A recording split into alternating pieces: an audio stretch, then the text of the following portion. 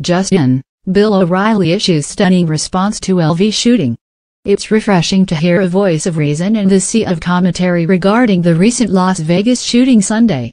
As empty Second Amendment elements continue their assault on this constitutional right, one conservative legend has something to say. "This is the price of freedom," said Bill O'Reilly on the topic of the recent shooting. "Violent nuts are allowed to roam free until they do damage, no matter how threatening they are. The Second Amendment is clear that Americans have a right to arm themselves for protection. Even the loons," according to Newsmax.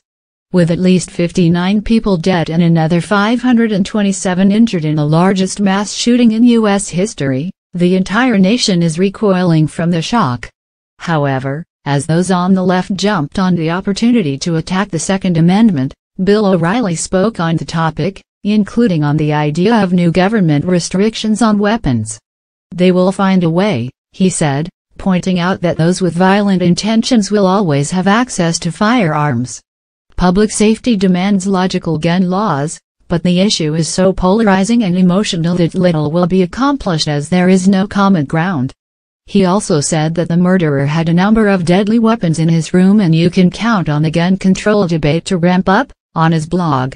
But having covered scores of gun-related crimes over the years, I can tell you that government restrictions will not stop psychopaths from harming people.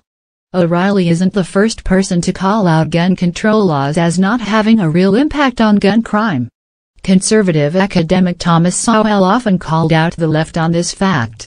If gun control zealots had any respect for facts, they would have discovered this long ago, because there have been too many factual studies over the years to leave any serious doubt about gun control laws being not merely futile but counterproductive, he wrote. Many Democrats have been clamoring for Congress to do something about gun control, bringing up past mass shootings such as the Orlando nightclub massacre last year which claimed the lives of 49 people. Senator Chris Murphy, D. Connecticut, in particular telling Congress they need to get off its ass and do something, according to The Hill. Nowhere but America do horrific large-scale mass shootings happen with this degree of regularity. This must stop.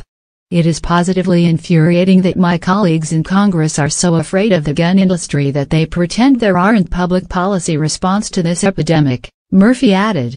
Even Hillary Clinton seized the opportunity to champion an anti-gun cause, blaming the NRA and attacking them. It's in stark contrast to Trump's message, which was one of solidarity and unity, a message that all Americans across the political aisle can respect. On the Las Vegas incident, Bill O'Reilly said, "This is the price of freedom. Do you agree?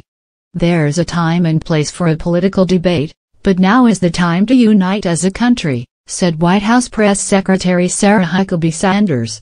She continued by mentioning that it would be premature of us to discuss policy until all the facts of the shooting have come to light. There is no end to people willing to capitalize on a tragedy to further their political objectives. Sadly, every time someone opens fire on a crowd, liberals will herald this as a new sign that we need to restrict our rights to defend ourselves. It doesn't matter that millions of gun owners are responsible and peaceful, all firearms will be seen as a threat in their eyes. Unfortunately for them, however, that's not what this nation, its constitution, and a free country are truly about.